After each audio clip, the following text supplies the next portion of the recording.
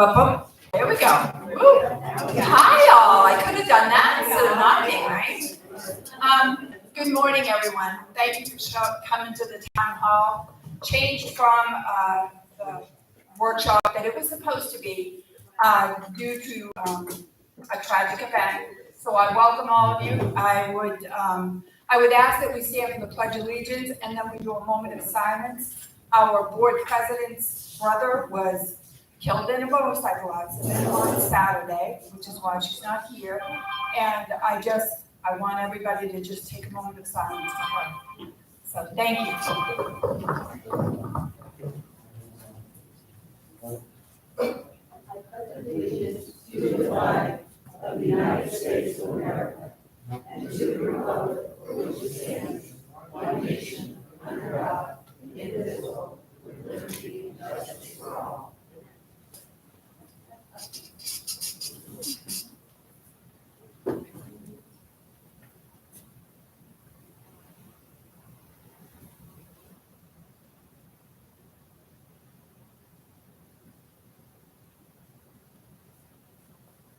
Thank you all.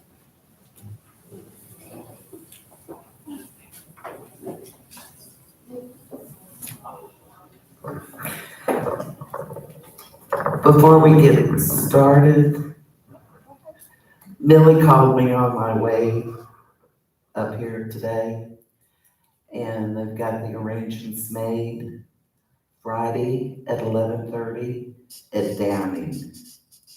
They're gonna have a service there, and she just wanted me to let everybody know and to keep her and her family in prayers.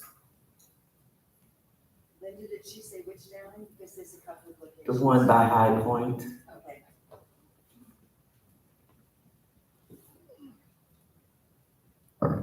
Okay, so moving forward, this is, we have an agenda that was for the actual workshop, and we're not going to be following that agenda other than the fact that we're going to make sure that that Richard is going to let us know about the mold situation out in the front at the gatehouse. And then I'm going to speak to the suggestion boxes. If Linda has anything to add after that, that would be great. And then we're going to go directly into the Q&As for our candidates over here. Starting from the one on the end, we have David Henry, then we have Miss Jane, and then we have Miss Roberta as well. So they're all here to answer any questions you guys might have. So anyway, let's get going. Richard?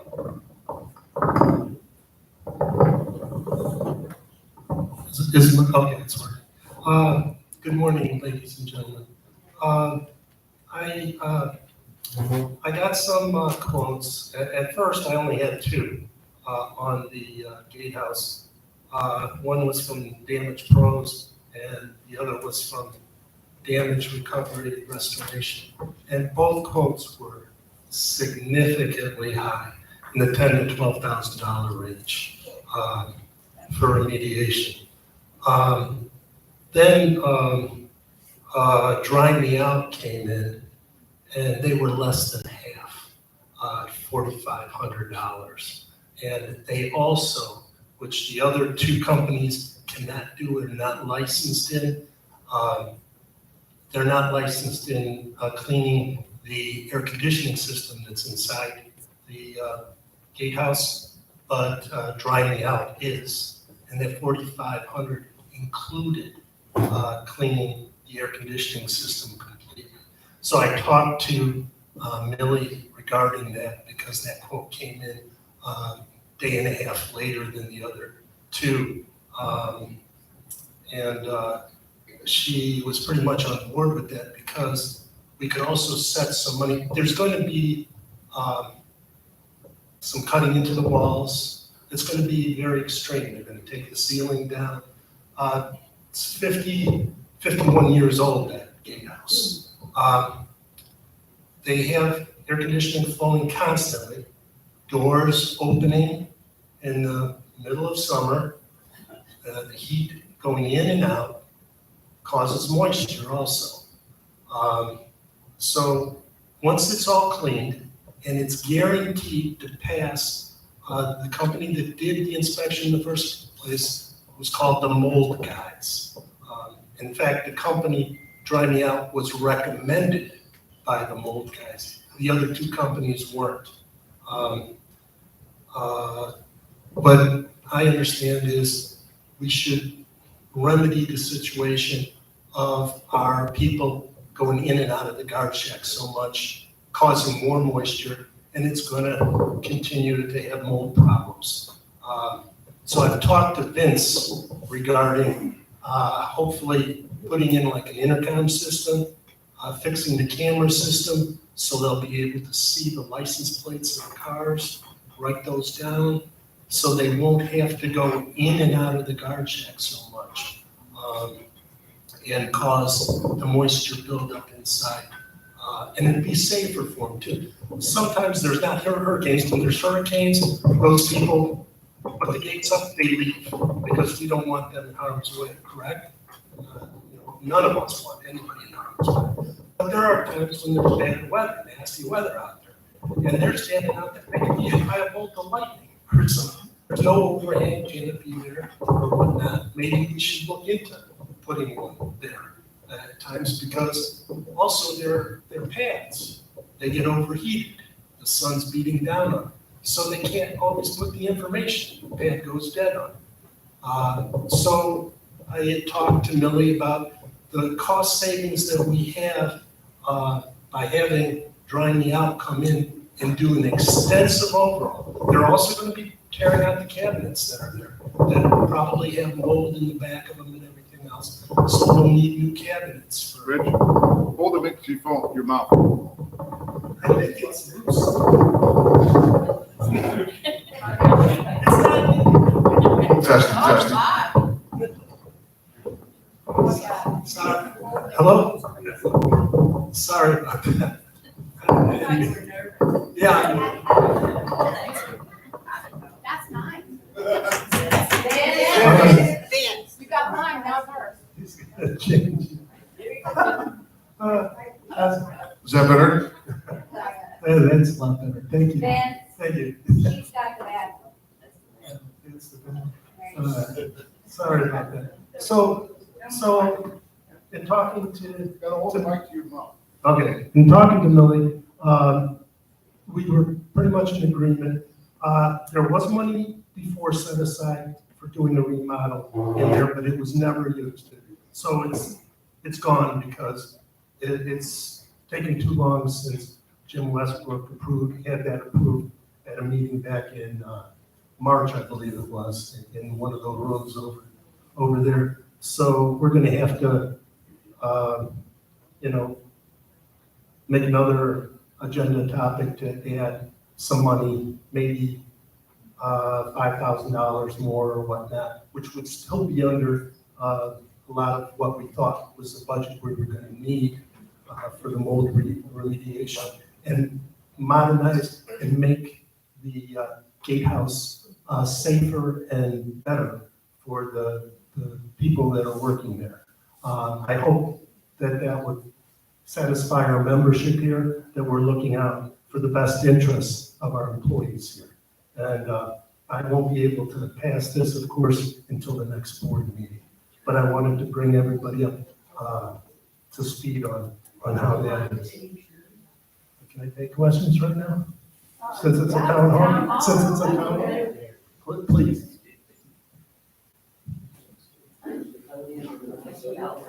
Is there a mic here? Yes. Okay. And then, you want to go there?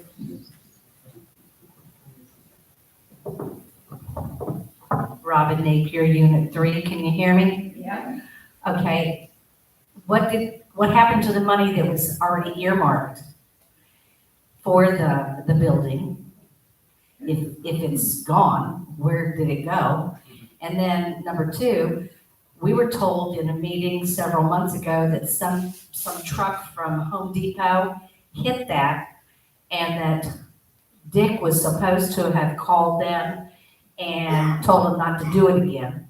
I don't know the exact words because it's not my conversation, but wouldn't Home Depot be paying for the damages if that person was, the truck was from Home Depot? Whoever's driving it should be taking care of it, not us. I don't mind taking care of what's our fault, but I think that if somebody damages something, it should be under their insurance. Just Okay, wondering. I'm in full agreement, but I believe that when they reviewed all the tapes and everything, or whatnot, the recordings, maybe Catherine or Linda have, there's nothing that shows a truck. Nobody made a report, which. There they was should. a report, it was made by Antoinette Poskett, who works for us still, and she was telling us that, again, you know, I'm ceramics class, but we talk a lot, and the whole detail came Well, out. Nobody told me, but. Okay, We so. have our own forum. So can we? Wait a minute, boop, boop, boop, I'm here. I'm not sure, but I can take your questions and we can start looking into that. I do know what I know to date, which was I have absolutely no idea where the money went that was earmarked for that. I believe that it must be still in the same account because it wasn't spent, to my knowledge. The money wasn't spent, it's still in reserve. Okay, and then the other thing was, as far as the reports going in, there may have been a report filed. I haven't seen anything, and I was told that there was nothing that went to the office. So if Antoinette or whoever made a report, it didn't go to the places it needed to be in order to be able to, and I know that her supervisor was the one that was given those. If she had done them, she would have given them to him. So I'm not sure what happened to him from there. Antoinette gave it to Peter. Peter gave it to Dick. Dick made the phone call and said, please don't do it again. That's what I was told. Okay, well, I can check into that and let you know. Okay, thanks. You're welcome.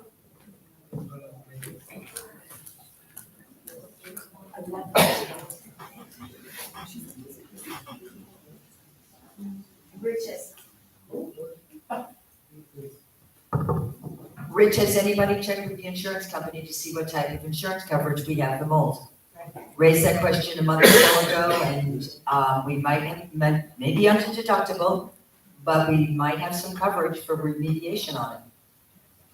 I will look into that. My only job was to get companies out to get the quotes and everything, because, you know, like you said before, the health of our employees are paramount.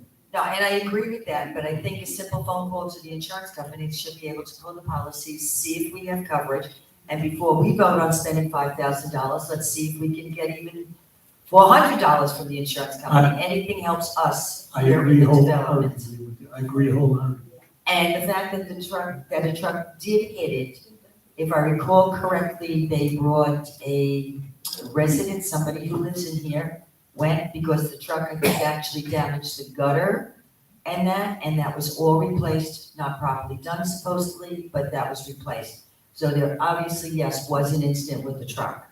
So that needs to be looked into, because if it was an outsider, again, why are we footing the bill?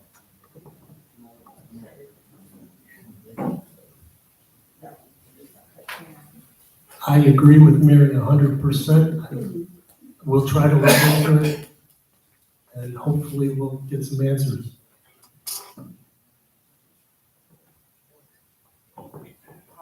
Mr. White, I work at the guard gate. I just have a question. So you're gonna you're gonna put speakers in so that we can talk to the people? We don't have to open and close the doors? I believe that that was just one of the options that they were looking at. They haven't really decided upon anything, and we'll probably wait until everybody gets their reports for whatever they decide that looks best and would work best. And I'm sure that they'll talk to the employees about that as well. Oh, it won't work. honestly. Okay, but that's for, they haven't even gotten, We haven't even done the concept yet. I've been Right. talking to Vince a little bit about it. Right. And we have to get together with Peter and, you know, work on making it so. That makes sense. I understand that. You have to. It's just different ideas. Right. I get That it. one won't work. They don't speak They English. don't. They show us their phone. It just won't work. okay, but at the employee meeting, all of those things will be important to be able to share with everybody else. Because you guys work in the trenches, you're right there in front. Terrific. Thank you. Are we all set? Oh, I got one more, sorry. I forgot what I'm saying. Now we're getting old.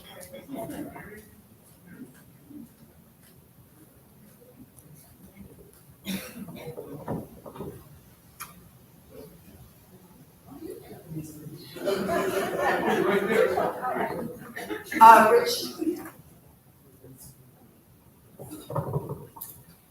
Instead of the fact that they're saying the doors can't be closed and them doing intercom, have we looked into the fact of putting in, I'm gonna probably say a dehumidifier? I don't know if that's central air in there, but if there would be a way to hook up a dehumidifier or something to help pull the moisture out of it like you would up north, put in your basement to remove the humidity, that may help with it. I mean, if we're trying to make this, because if we don't do something to remove the humidity, it's just going to reoccur down the road, so why I got not it. correct it to start out? I got it. Mary, I think that Vince can talk to this, he's been looking into that.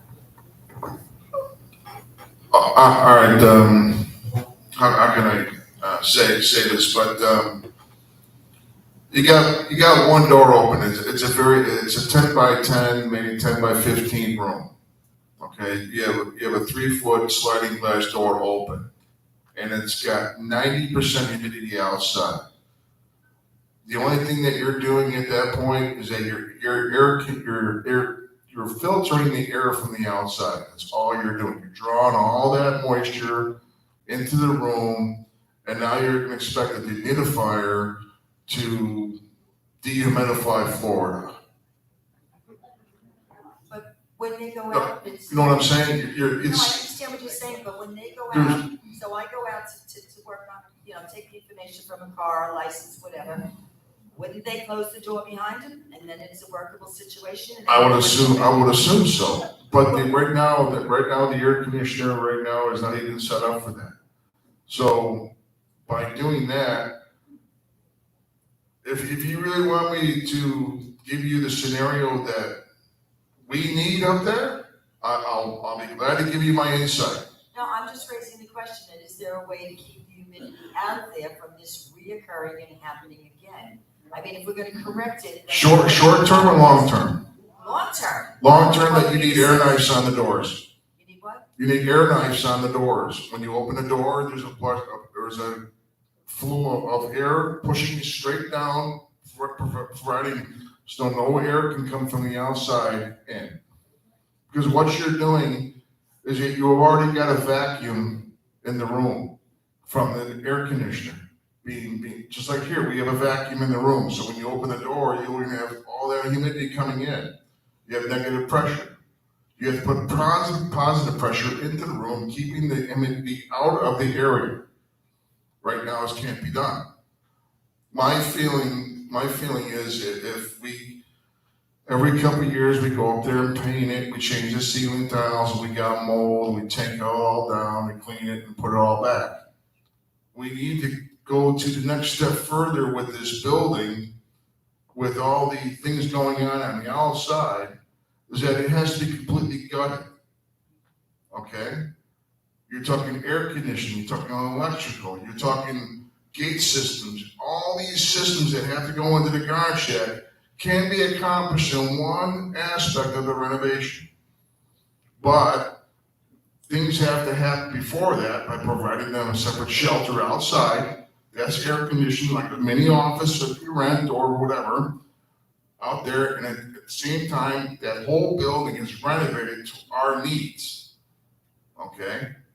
Camera systems are done, computer systems are all done. You get an architect involved, you get contractors involved. Everything is, when you open a door, it's turnkey. They walk in, they do whatever they gotta do within the first couple training, whatever the first couple of days after that, you got a brand new building. They never have to worry about it no more. All right, well, temporarily, could we even put a whole bunch of the damp rig things in there to pull the moisture that's sitting in there? Something to just do it. So it's like, do we want to keep doing the same thing over and over again? No, that's what I'm saying. If we want to keep doing what we're doing, then we keep doing what we're doing. But if you want to fix it, you want to get to the root cause of the problem, that's what Brookridge needs. Get to the root cause of the problem, fix it once and for all, and you're finished. You're done with it.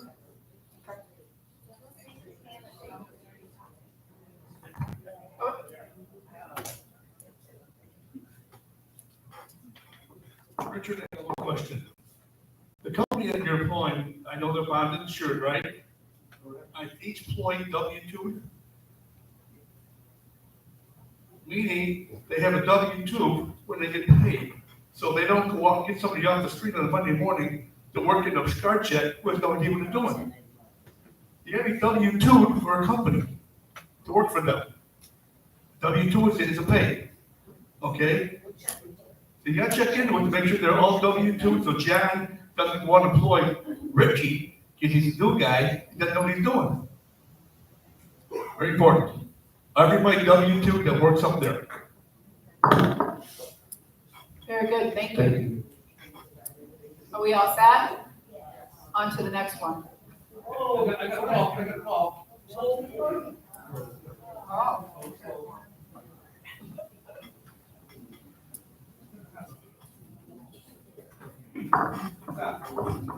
Paul Harris, Unit 4. Rich, is he this company? Well, I don't think the mic's on. It's on, it just got put into his mouth. Right to your mouth. Hold it right to your mouth. You Rich, this company that. Speak up. Put it up to your mouth, but. This company is giving us a great deal. What's the difference between half the price of the other two companies? What are they doing different than the other two companies? They're basically not doing, they're following the exact protocol of this huge 20-page report that the mold guys made. They're going to satisfy that whole protocol to remove all the mold. They guarantee to remove all of the mold in that gatehouse, okay? Plus, they're the only company of the three that is licensed with the air conditioning system.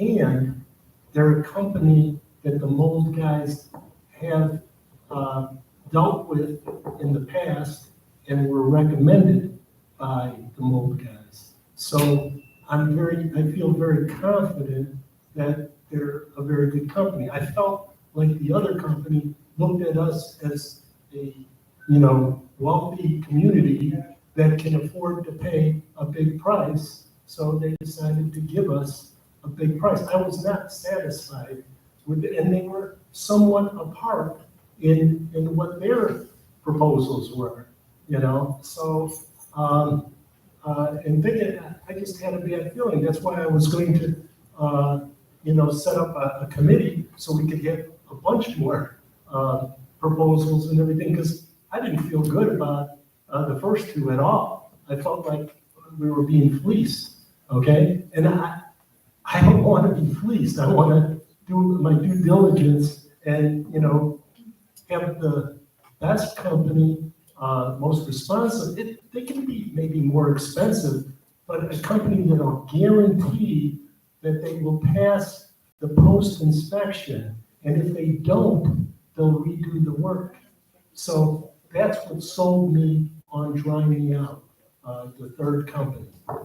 Have you checked any of their references? To be honest with you, the only one I checked their references with was the mold guys, who said that they've been in business for a long time. But I will do what Rich Stratton said, and I will see if their employees are W-2. One last question. They're gonna remedy the mold, fix it all up. What's to say 5 years from now, we're back in the same situation again? That's absolutely true. That's why I mentioned that I want to do some major rehaul, remodel in that and make it better so that we don't bring in all this moisture all the time. It is a hot, humid climate here, and plus our people are standing out there and that in the hot, humid, thing, checking in cars all day long. That's a job I wouldn't want.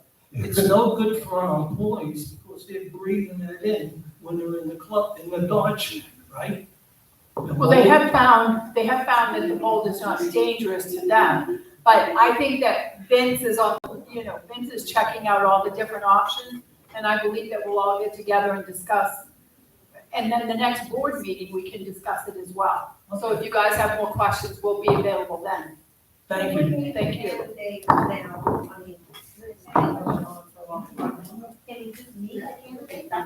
Yes, yes, and that's what I was gonna say, we're here to meet the candidates, but hang on one second. Vivian Blair, Unit 4. This is a town hall, so it's like our opinions. I agree 100% with Vince.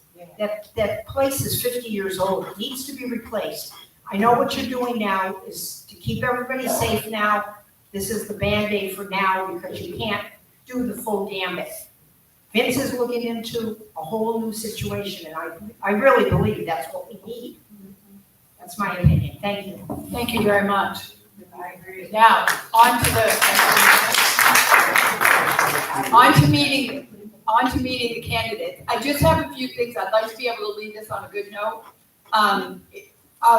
The suggestion boxes have brought about several ideas, thoughts, and we've gone through all of them. I've managed to get some of them to Vince, and Vince has taken care of several of the issues. I do know that I've spoken, you were talking about us being repaid for what's broken by somebody else. We're working with Republics right now because their trash trucks are running over our, what do you call them, Vince? The drains. The drain covers, there we go. And we're working on being able to be compensated for the ones that are broken, so when Vince does go to remake them, he's getting covered and we don't incur that cost. So those things are happening, but I wanted everybody to know that Peter, Vince, Millie, everybody is working on the suggestions that go in the box, and we do have some positive forward motion on them. So I wanted to make sure that the candidates had at least a half hour with you guys. So we're gonna open up the floor to anybody that wants to come to the podium to ask questions. Catherine? Yeah. Can I make 2 small announcements so that I can go back to work? Yes, and I'm sorry, I was gonna put you on here, but I didn't wanna run out of That's okay. time. Not a problem. They Sorry. took care of the, Vince and Patrona took care of the dance situation. I know that you guys might have been aware that Patty was having some difficulties with the news and views. So I sat with Patrona and then Vince came in and we all sat together. This problem, they came with a resolution, correct? And, so I'll leave the floor to you, Patrona. Okay, that wasn't what I was gonna talk about. Oh, okay. but We did get it figured out. Remember to look on the board outside my office if you wanna send something in, because the email addresses did change sometime back. That was part of the problem with the social dance articles, was being sent to the wrong email, correct? Vince? Yes. Okay, so I just want to announce that on September the 18th, from 2 to 4, Pine Brook Pharmacy is going to be doing a flu, COVID, pneumonia, shingles, and RSV vaccine clinic again for us. They're going to do one in September and one in October. Also, so come and bring your insurance card and come up and get your vaccines. You don't have to go out of the park. The second thing is the craft show that's going to be in November, the 30th. Tables are for sale in my office, so if you want to get a table for that, come and see me. Thanks. Would you able to do November, December also? Do what? January? In January, I have the expo. Well, one a month? What? Shot. The shot. Yeah, we'll be doing the vaccine clinics one a month through probably January or maybe even into February. That's Yes, good for ma'am. our snowbirds. How much are the pay? The tables are $15. Okay. Thank you. Thank you. Okay, so anybody that has questions, come on up to the podium. We're ready. Oh, I thought I did. You did. It was so long ago. I know, right? It was at least an hour ago. So I'm gonna give them my microphone and I'm gonna let them introduce themselves. Yes, it is on. You just gotta speak directly into the mic. Catherine? Well, one aspect, with nobody disrespect, okay? When you're looking at a singer that's on the stage, they're not holding a microphone like this. Okay? You see how my voice changes when I move it up? Because the microphones are Omni microphones. The microphone is in the center of the microphone. So when you're talking like this, okay, you can't really hear, right? But if you hold it up, now you can hear me. Okay, just an observation. I'm just trying to help everybody in the audience know that you can't speak like this. Hold the microphone and speak into it instead of away from it. That's all I'm saying. That way it helps everybody in the audience and also on YouTube to understand what you're saying. Thank you, Vince. Ah, it works, see that? So anyway, my name is Roberta, and I know there are nurses that have nurses that have worked in the healthcare industry, and they've probably done it maybe 10, 20 years. I'm happy to say that I'm just a nurse and I've been doing it for 50 years. So that was my goal, to retire after 50 years. So I've seen a lot, I've done a lot, I've worked in different hospitals in different states, and I've seen how hospitals run in different manners. So I didn't know how to bring all the information to you so that I could explain to you what the nursing manager actually does. Because I think that you all have your own ideas of, nurses just hang out and push pills and go to the break room and whatever, So, I wrote it down. So I'm going to just start as this is a kind of daily routine, and it includes a lot of different things that over a year, things have to get done. So most of the time, I would come into work probably around 6 o'clock in the morning because I like to talk with my night staff. Because you never get to talk to the night people because the nurses that come in later on, the night people have already gone home. So I come in around 6 o'clock or 6:30. Sometimes I have staff meetings with them. Sometimes I just listen to report to see how everything's gone during the night, how the patients did, how the nurses did, handle any problems that came up. Okay, so that's how I start my day. Then, I guess I should put my glasses on because I can't read what I wrote. Okay, so usually around 8 o'clock in the morning, department heads meetings start. And as a manager, you go to a lot of department head meetings. You meet with the doctors at their department head meeting. You meet with other nurse managers at their department head meeting. You meet with the vice president of nursing at her meeting with all the department heads. So, there's a lot of information that you get with how things are going on in the hospital when you go to all these meetings. So they aren't a waste of time. It's how things get done. It's how information is shared. All right. So after all the meetings get over and done with, then you go back to your office and there's always phone calls. There's always somebody calling you about something. There's inter-office mail that you have to look at from all the different groups that they have in the hospital. Yeah, department heads, from other nurses, from just anybody and everybody. So you go through that, you sit around and do that. Then it's probably maybe around 11 o'clock or so by then, and you have to check your staffing. Now, unlike a lot of other places, in nursing, the nurse manager is responsible for her unit for 24 hours a day. It's not just the hours that you're there. And if you don't have staffing, guess who is staffing? Yeah, you come in and you do the work too. So you try very hard to make sure that your staffing is coordinated and that you have enough to take care of the patients. You have to check how many admissions you have, how many discharges. You have to make sure that you have enough patient care providers every day for all shifts. Some hospitals do 8 hours. A lot of hospitals now do 12-hour shifts. So it's really important that you have things straightened out. But it's to be due now.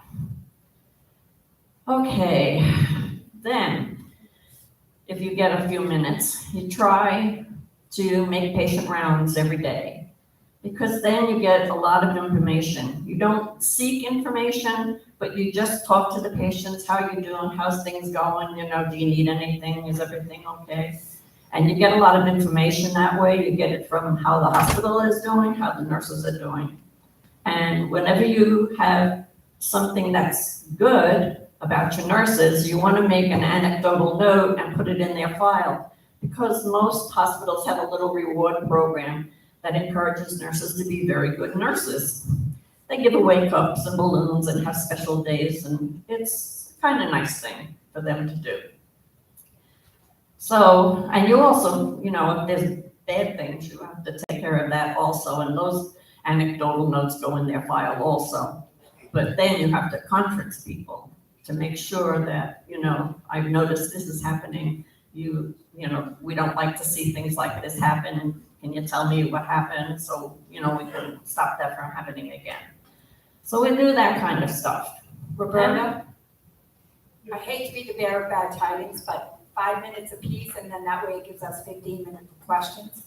So. I've got a big sheet of paper here. I know, I see ya. Well, I'm just trying to let people know that we don't just hang out and do nothing all day. But anyway, so we are responsible for what the nurses do.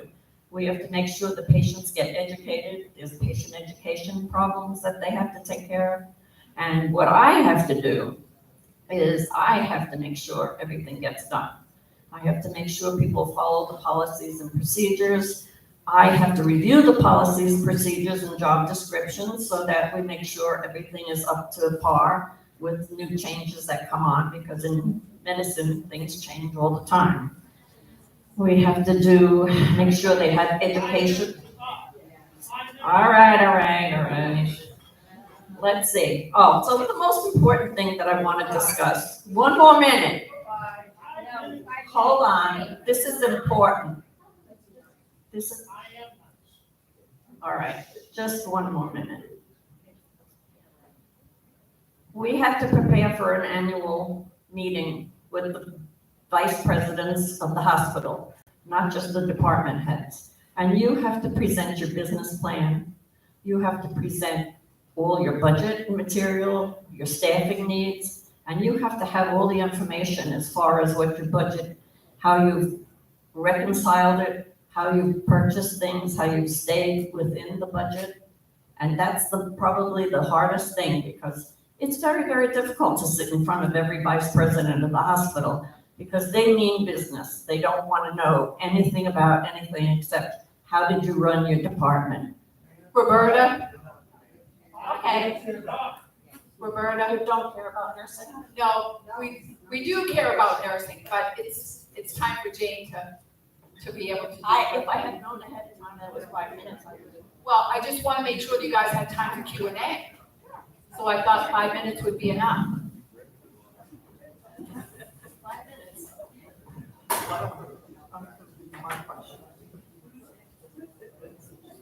Hi, I'm Jane Randall, and very much like Roberta, but I was in the management side of healthcare.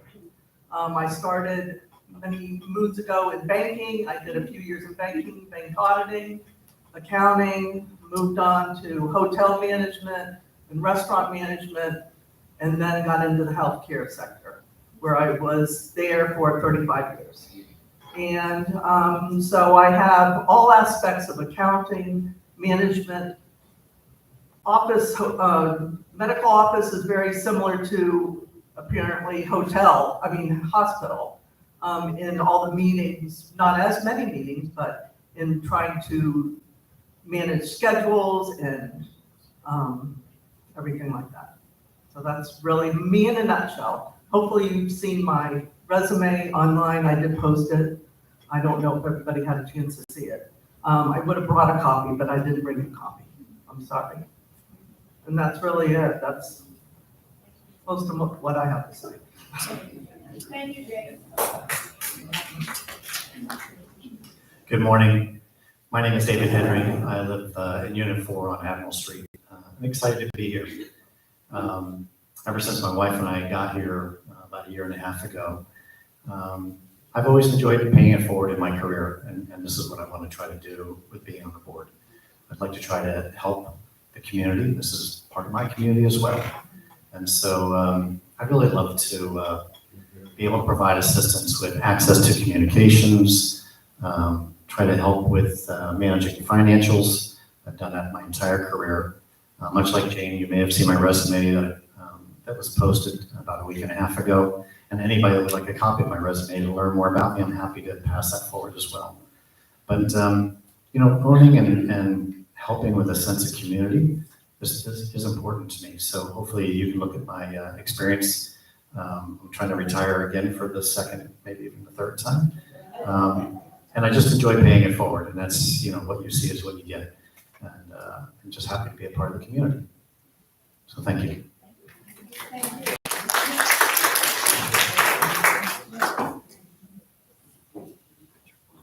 Okay, any questions? Good morning.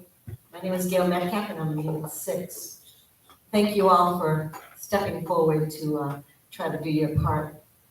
There's so many questions that we could have, but I think that there's one thing that is on a lot of people's minds. We hear from every single candidate for how many years. We want to work together. We want to make sure that we make Brookridge a better place. And then business doesn't get done. I think what the residents want to know from the three of you is how we try to work together to make sure business gets done. There's no contention that people are working together. It's a question that I have for all of you.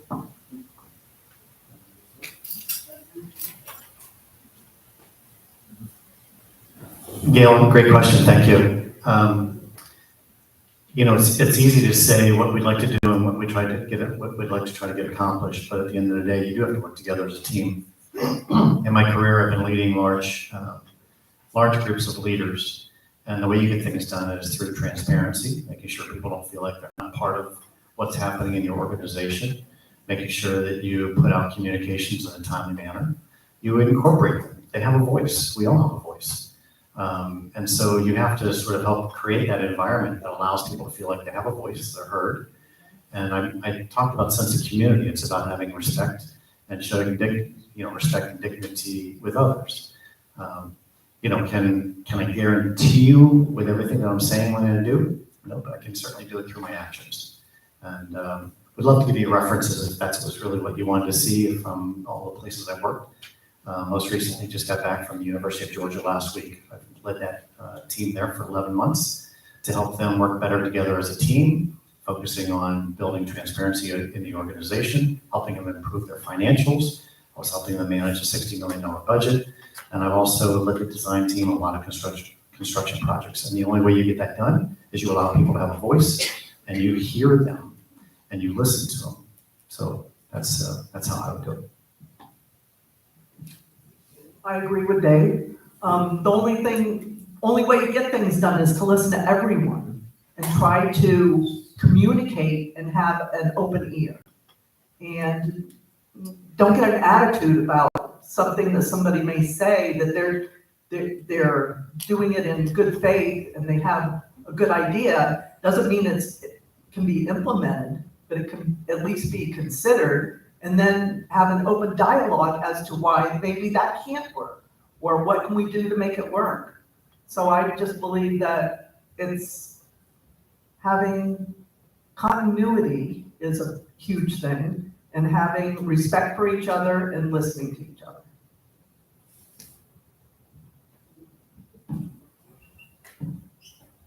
Team building is very important in nursing, and so you carried that through. You learn how to communicate with your staff and your managers, and you know how to listen to what they have to say and try and follow through. Give them as much information as possible. Whenever they have a question, try to research and find the answer to that question. I just have one follow-up. would you be committed to, when you come to meetings, that you've read through your packets and you've done your homework before? When you come, you know, when you get your packets, as if you become a board member, you know, would you be committed to making sure that you do your research before you come to the meeting, so that business, and that's the other big thing with most of the residents, that business would be done. That's all.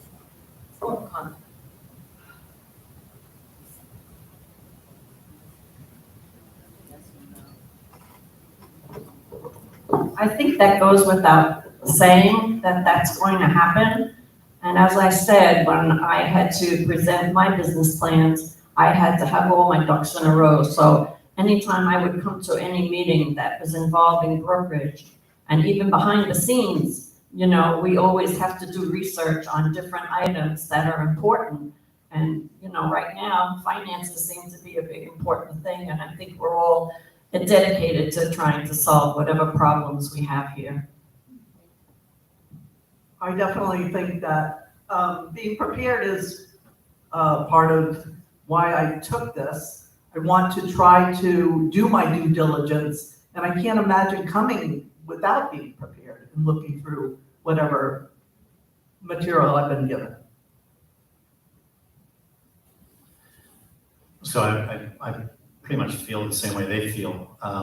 My only comment is I think I saw on a notification the other day that we only get 2 days notice, or we get our packets 2 days in advance. I like to ask a lot of questions. I like to dig deep. And so for me, 2 days doesn't sound like a whole lot of time for me to sort of get this information and dig deep to get answers, because I have lots of questions. You know, I have I call it my illness. I tell people all the time, I'm very solution oriented. In fact, I have to tell my kids, when you come talk to me, let me know if you want me to solve their problem or just listen. Because I like to try to solve problems, and I like to be organized, and I like to be very thoughtful and prepared. So gosh, I hope I get more than 2 days to sort of dig into whatever's brought my way. I believe that we get our packets on Friday, and then the rest of the community gets them on Monday, before the meeting. So that gives you a few extra days other than 2. So just to answer that question. Yes, Ben? You answered it. Okay, next.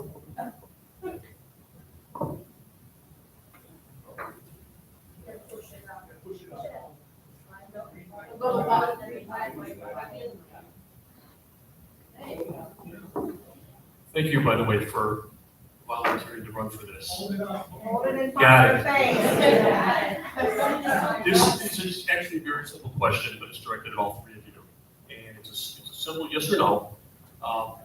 How do you feel? Are you in favor of or opposed to Brookridge employing a property management company to run the day-to-day business of Brookridge?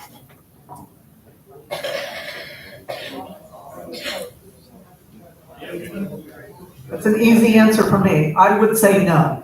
I've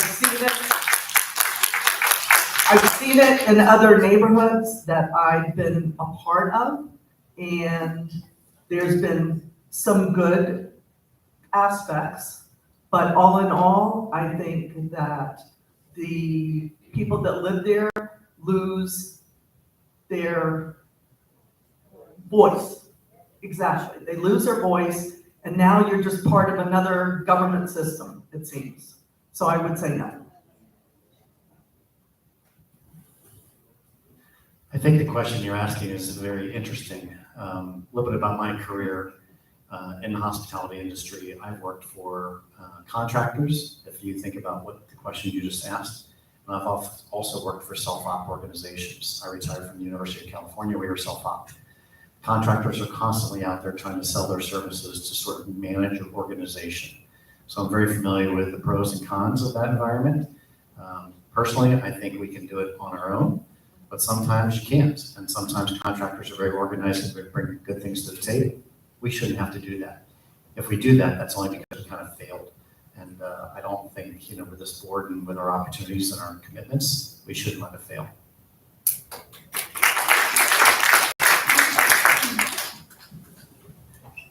I kind of share those same feelings. I think that if we have a good board of directors and get a point of view across to everyone that this is how we want to succeed, I don't think that we need to have somebody to come in and govern us.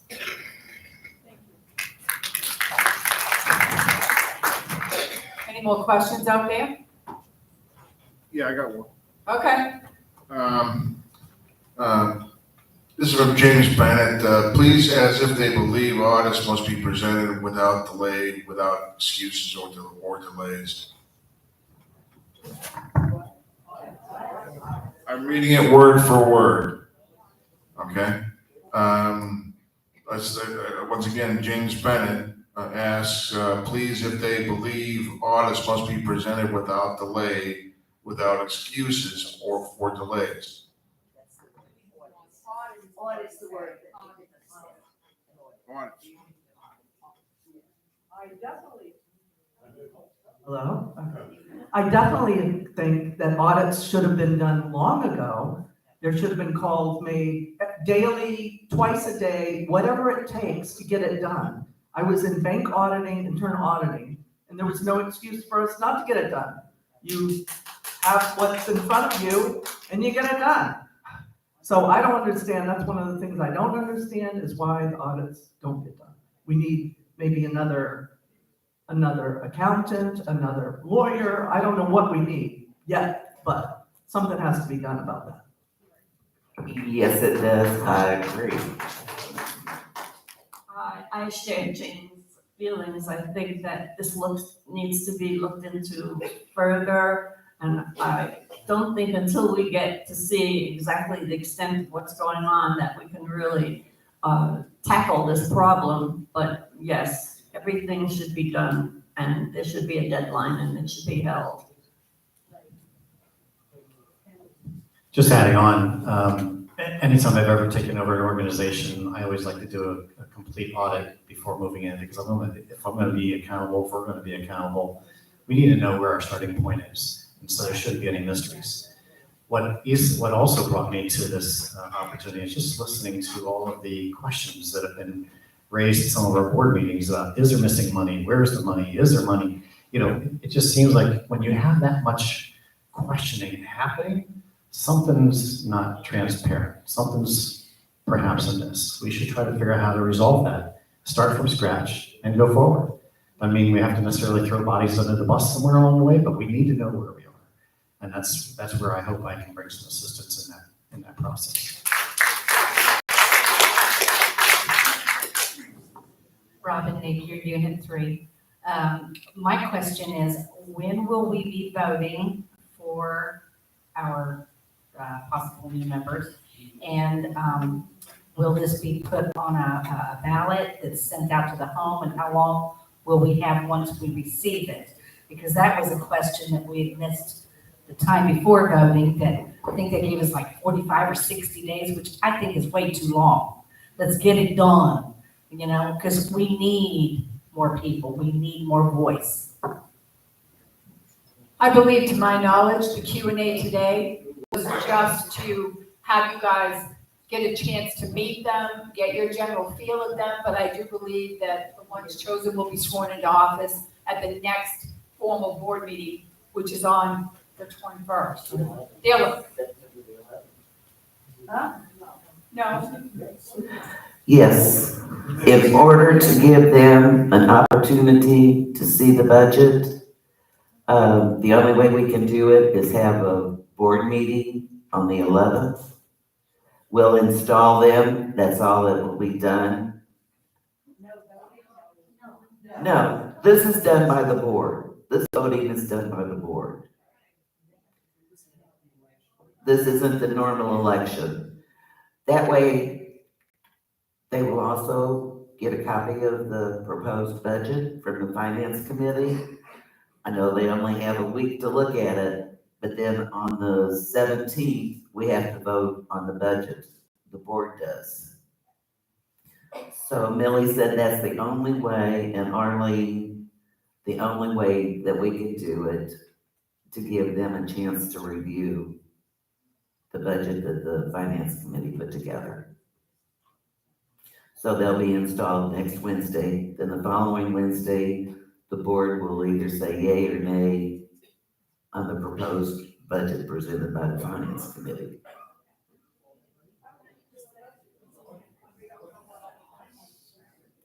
Pardon? Can I clarify that just for a little bit? That is part of the reason that you're here and we're here, so that we can get to know you and so that you can see what our background is, what our philosophy is, and how we'd like to proceed. Because this is a short notice thing. This isn't like the regular elections that you have on a yearly basis. Okay, next question. Just remember, everybody, that if they want to be on the board for next year, they'll have to put an application in to run for the board, okay? Now, Val Stratton. Val Stratton, Unit 3. Our bylaws say that the only time that you can put somebody on the board other than the election is at the regularly scheduled Wednesday meeting, which would be the third Wednesday of the month. So I'm not sure where Arlene got this opinion that you could do it on the second Wednesday. It seems to be against our bylaws.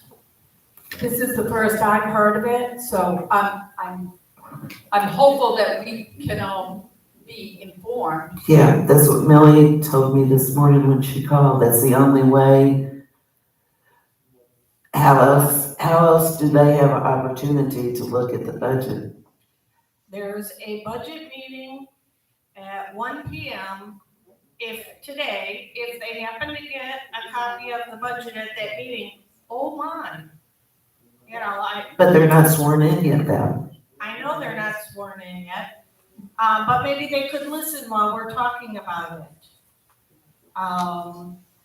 Just like the other observers did, and they know the dollar amount. So I think that the three of you should be at the 1 p.m. Finance Committee meeting at the admin office, and that we should follow the bylaws. They are the law of this community, which says only at a regular meeting can somebody be appointed to the board.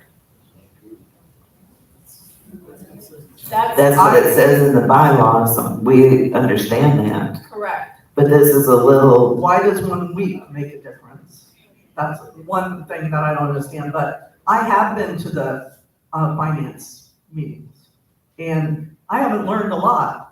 You go over, between yourselves, you're going over numbers and stuff that don't mean a thing to me because I don't have them, I don't have it in front of me, so it makes sense. You're talking about money that I can't put into perspective because it's not in the same format. So it's difficult to sit through those meetings. Because of that, if I was part where I had something to look at and follow along, it would be a lot better. I would have more knowledge. The reason why that bylaw was put in there was because they were putting board members on a Tuesday workshop, and things were getting done a little underhandedly. So it was put into the bylaws so that it would be cast in stone. We send out our Wednesday meeting agenda with the annual meeting ballot so that everybody, whether they have Zoom or not, gets it by mail and has a printout of when those meetings are. So unless you're going to give them 14 days advance notice by mail, I believe that you would be violating that bylaw if you choose to change it for this instance. As far as the finance committee and not being able to understand, believe me, I know. Val, I can only answer to what I do know. I did try calling the attorney, but I'm not on the approved listing to speak to him. And therefore, I couldn't ask the 4 questions, and that was one of my questions, was could they be put on prior to? What type of a meeting? Does it just have to be a regular meeting? I couldn't get any answers because I'm not on the listing. Richard, you have a director book in front of you? Do you have the bylaws there? I do. It is. All right, here we go, somebody that has it. It is. Hi, Karen Henry, Unit 4. Regular, Section 7 of the bylaws. The Article 9. I'm reading my Roman numerals correctly. Section 7. Regular board meetings will be held at least once a month at the time, date, and location designated by resolution of the board. Limited agenda board meetings shall be scheduled in the same manner as regular board meetings. So there's no specific day, you all can decide when you want to do it. Thank you.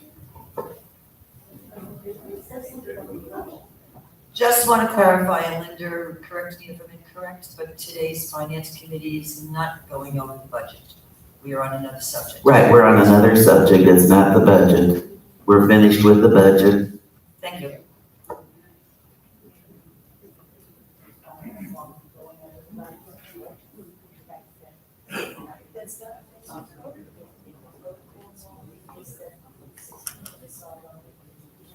Yes, Terry? Terry Johnson, Unit 1. The reason we're in this mess is because the last administration, it was a president treasurer situation. We got the same thing now. It's you and Millie, Linda and Millie against the other two. We're all tied up again. We ain't learned squat. The only way we're going to do it is to communicate with everybody,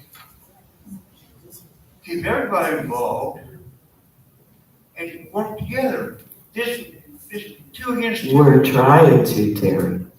We're all working together. How can you say that when her first vice president can't even ask a question to the lawyer? Her name's on the list. I have no idea on that. Who does have an idea? The general manager? I can tell you that since the last board meeting, I can tell you that I have been added to a bank account. So finally, That's part of it. But let's go the rest of the way. Let's get her name on the list if you can talk to her. Well, that's not up to me, Terry. That's up to the general manager. She's the one that gives, It's you and Millie running the show. no. I'm not gonna agree with them. That's all I got to say.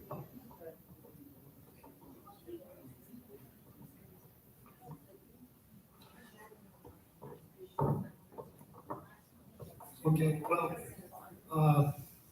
who was the lady that stood up and said about the? hear you. Can you hear me? I'm holding this close. Basically, the bylaws have a conundrum, because it says such vacancy may be filled under the Article 7, may be filled for the duration of the unexpired term by vote of board at any regular or special meeting of the board. That's one of the bylaws. But under Section 9, shall occur at a regular scheduled board of directors meeting and may not occur at a special meeting. So our bylaws are in conflict with each other. yes. I have a couple of questions from you two. This is another one from James Bennett. How do the candidates feel about producing a budget without having the audited accounts? And in other words, can members be comfortable in a budget without audited accounts?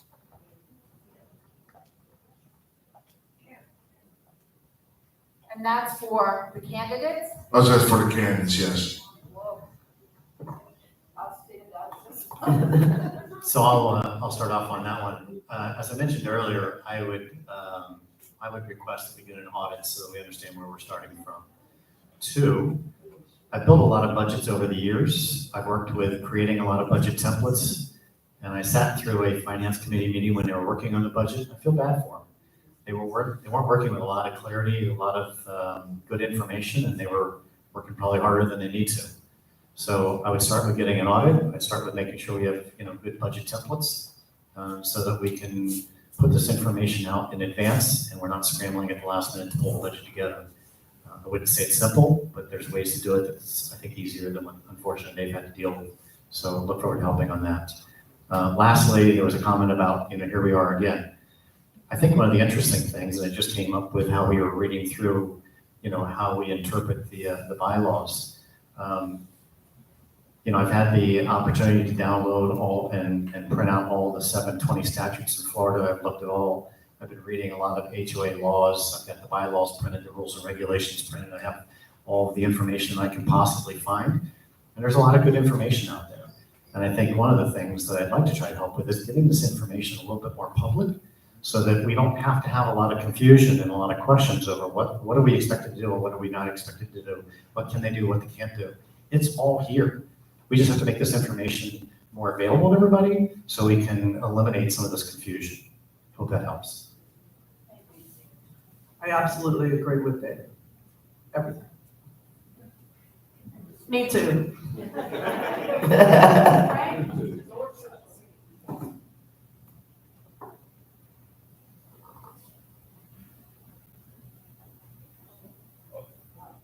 Is it on? Is it on? How about now? Yeah. Can everybody hear me okay? I, for one, I've been to enough meetings now. When I leave here, I feel like I'm still in the dark. I don't have enough information. It's sketchy at best. That I'm getting tired of. I don't see a problem at all of these members, or they're putting their faces forward to help this group. With them getting the financial data now, let them take a look at it and be able to offer valid suggestions on how to fix things with their experience. What we need is a cohesive board that works together and includes everybody in on all the information, including all these beautiful citizens that are sitting out here in the audience. Yeah. They're the ones that foot the bill. And the private company issue. There's no doubt in my mind, I can't speak for everybody, but if you get a private company come in to manage, it's going to cost us more money every month. It's not going to be a $50 check. It's going to be a $100, $150 check. Who knows? Could be more. I want to see it happen here. I want everybody to stick together and do their job and be out in the open, out in the sunshine, like, say, a Board of County Commissioners has to be. And show us the information, and don't let us walk out of this room feeling confused and in the dark because we didn't know what the heck you were saying. We don't know. We get tired of hearing that. My name's Frank McDowell, by the way. My call.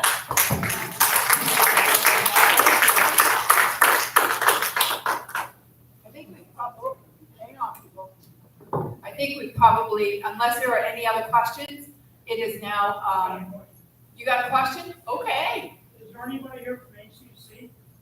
He's not here. I don't think so. Oh, right here, in the front row.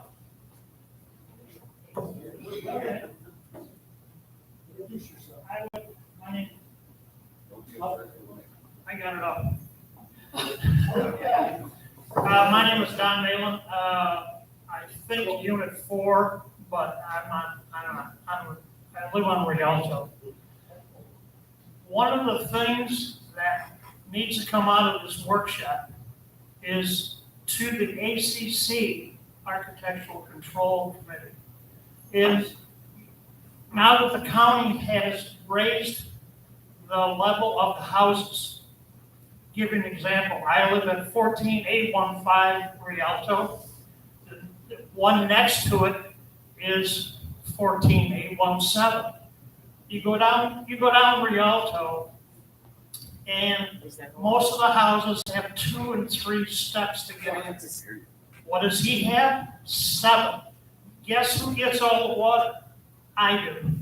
I've got a lower driveway, so I would like to see in the ACC rules, it says you will put water on your neighbor's driveway.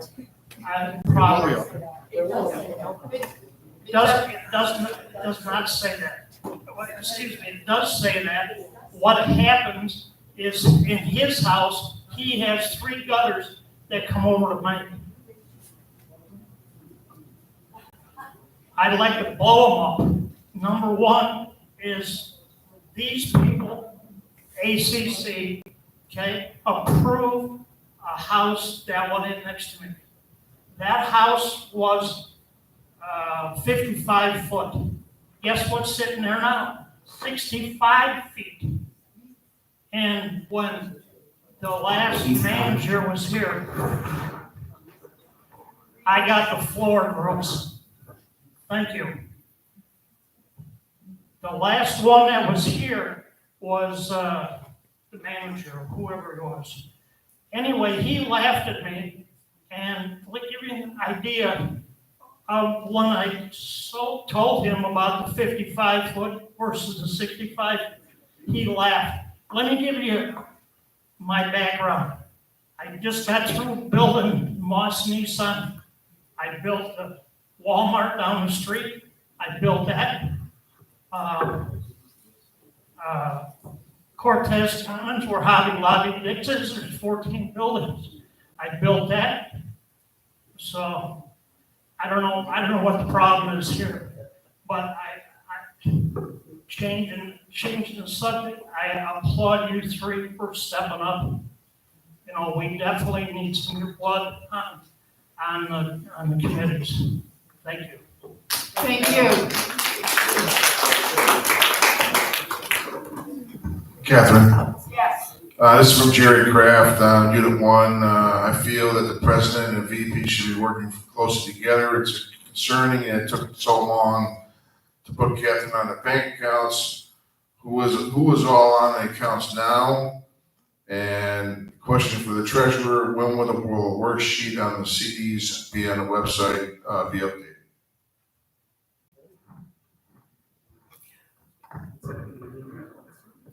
Yeah. As far as on the website, we've just about got that all done. I ran into a bump yesterday on our balance statements. It was showing an account at TIAA Bank for $29,000. I went up and talked to Vivian. She says, I don't know. I said, do you have any bank statements or anything? I said, because on Jim's little chart, it shows 0 amount. That account was closed back in April of 23, but all of our financial statements were still showing that we had a balance in there. So now I've got to track down and see where Jim put that money. And then Jared asked a question to Catherine. Oh my goodness. So her question to me, can you repeat that again? Yes, I don't know if it was well, she made a statement that you and Millie should be working more closely together. It's concerning it took so long for you to be on the bank accounts, so she wants to know who is on all the bank accounts now. As far as I'm still researching all this. I'm brand new to the bank accounts. I can tell you, I'm kind of floored. This TIAA bank that we have $20,000+ in that We don't is have. there or ain't there, or where is it, or where did it go? Those are the things that I have questions about. As far as who's on the bank accounts in order to be able to be signatures, I did check, which was one of the other questions I had for our attorney was, who can be on these accounts? And I was told that the only account that our GM can be on is operating, and she continues to be on reserves, and in other banks she's in, the offsets, the money markets and what have you. So all of those have to be resolved, but like I said, when I made the call to the attorney's office, I am not on the listing as of yet. And just as soon as I am, I intend to get answers to those questions for you. That's all I can say. I hope that answers it. Any other questions? I've got a question. Okay. This is a copy of what I was talking. Hang on. I'll get up the microphone. He's saying it's a copy of what he's talking about. Anyway, push it up.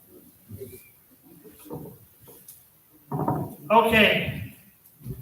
In that house next to me, I filed a bitch with the ACC. Greg thought I was joking. Okay, the first copy is the Hernando County. The second copy is, the second page is what I wrote to ACC. Number one, it's new home. It's.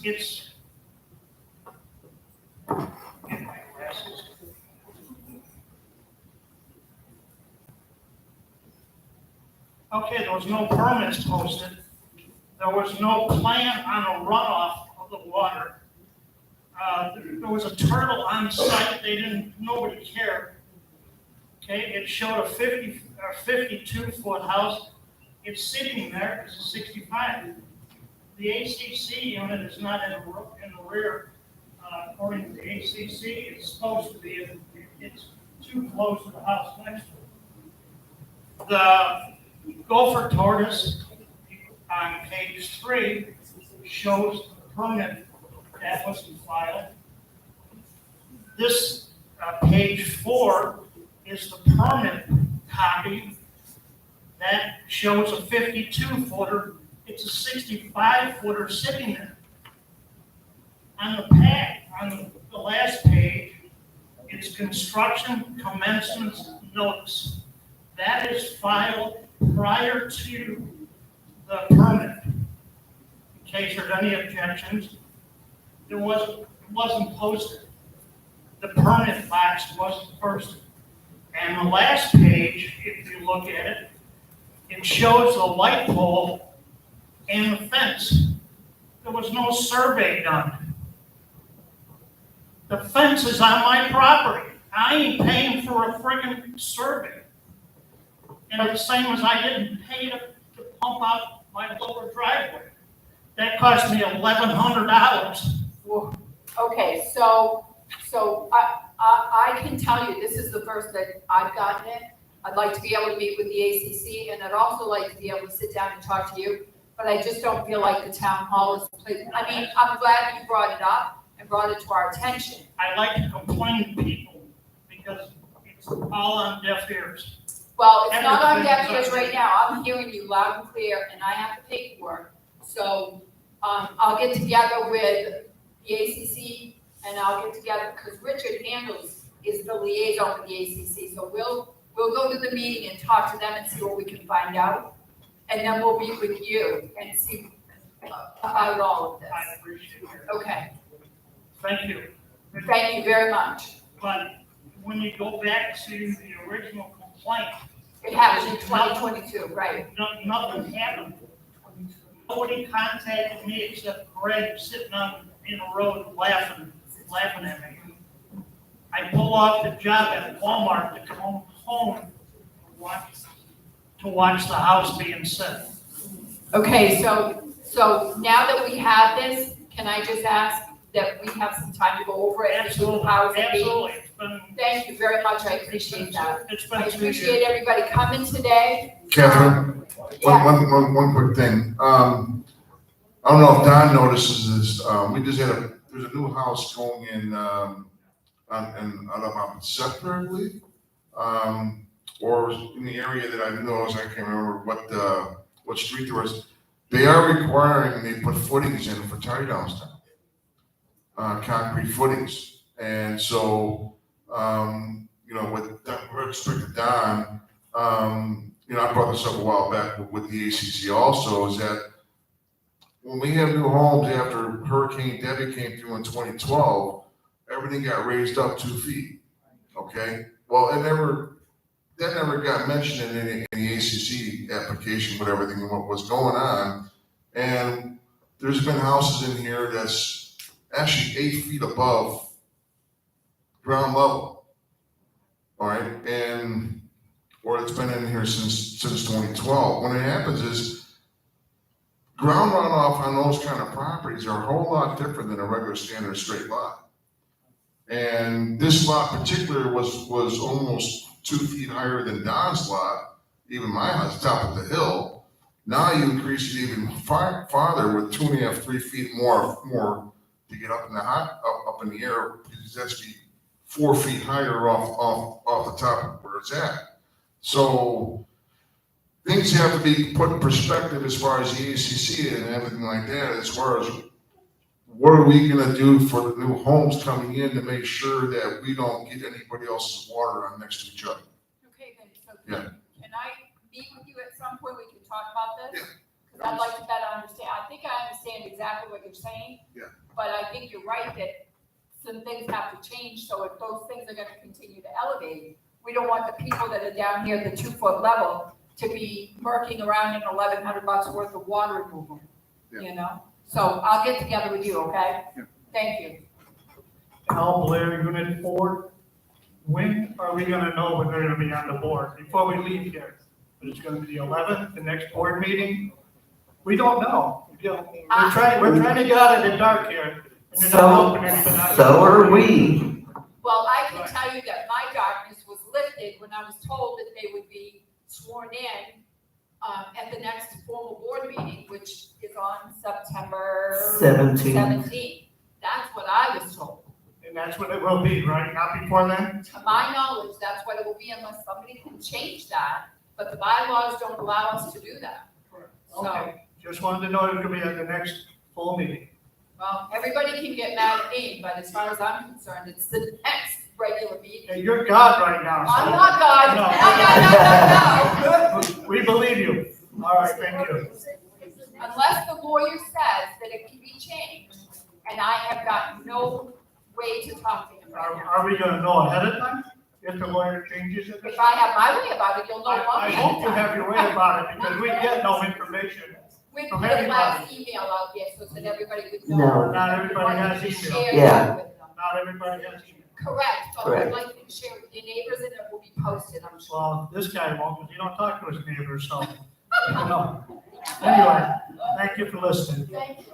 Catherine, Yes. it's the Wednesday meeting, that will be The 18th, okay. Okay, I'm corrected. It's The on 18th. I wanna make sure that nobody. I don't have my calendar open, I should. Yeah. Yeah, it's supposed to be informal, no calendar. So anyway, thank you very much for all coming and thank you. I wanted to speak on the forensic. But it's already 25 after 11, you know? We do have time? Yes. There you go. Okay, everybody's been, not everybody, but there's a lot of residents that constantly bring up, we need a forensic audit. I have thought the same thing since 2020 and asked for it. In fact, in 2020, that board did start a forensic audit. They paid the retainer fee of $5,000.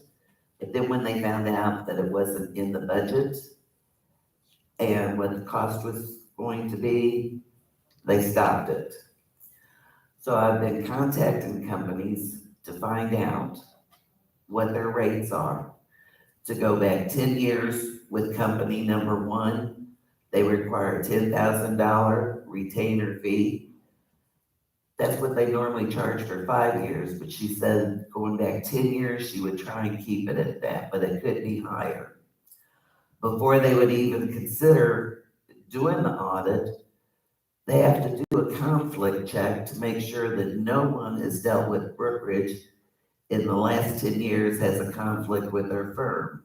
So they would need a list of all the board members, all the GMs, every employee, every vendor that we dealt with for the last 10 years to make sure that there was no conflict. So that was company number one. Company number two, their retainer fee is $5,000. Their hourly rate ranges from $125 to $200 per hour for tracing. They would need digital copies of all of our records for the last 10 years and any documents that weren't digital. They would pick up, scan, and make them digital. That's cost is $200 per hour. To set up a Zoom meeting with them, the cost is $400. And any meetings with her firm would be $400.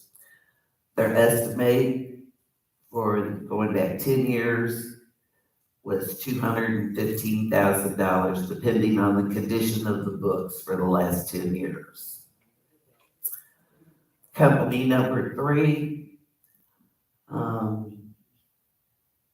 his recommendation was to do the forensic audit in stages, do like 3 years and 5 years and break it down. That way, if he found something in the 3 years, take care of it 5 years. You know, they didn't find anything in 3 years, then they would go, just keep going until they got to the 10 years. That way, we paid a one-time retainer fee of $5,000. He charges $150 an hour for data format. His hourly rate is $275 an hour. And if for some reason we go to court, that's $400 an hour. He estimates that doing the forensic audit in stages, the first stage would be approximately $40,000 to $45,000. I have a couple more companies. I'm waiting on them to get back with me. If the residents feel that a forensic audit is needed, we need to get it on the ballot, because doing a forensic audit, the cost would have to be included in the budget, which would increase the monthly HOAs to cover the cost. The budget for 25 has been completed by the Finance Committee. So if the residents would vote to have a forensic audit in 25, the budget for 25 would have to be adjusted to cover the cost. Otherwise, it would have to go on the 2026 budget. If we went with Space Coast and have it included in the 2025 budget, it would raise the HOA fees approximately another $2 per month. So that's something for everybody to think about and decide whether we want to go with a forensic audit. We want to start it in 25 or 26. And I think, I think because I just took a quick buzz through some of this, I think that it definitely should start with chatter. And we should definitely get it on the ballot and see what the community wants to do, and then look for further options as far as pricing is concerned. I checked into a company and the pricing wasn't quite that. So I'm thinking it may not be as bad of a heavy hit as because there are companies out there that will come in and do it, and they will do block amounts versus the full 10-year piece. And they don't charge hourly, they charge by a year. So I think that we should look at the options and just start all talking about what do we want to do? What does it look like? But at least get it on the ballot so it will be discussed. Okay, very good. And with that being said, hopefully we can adjourn this, correct? Correct. Oh, very good. Thanks, Ben. Thank you very much, all. Have a great Have a good day.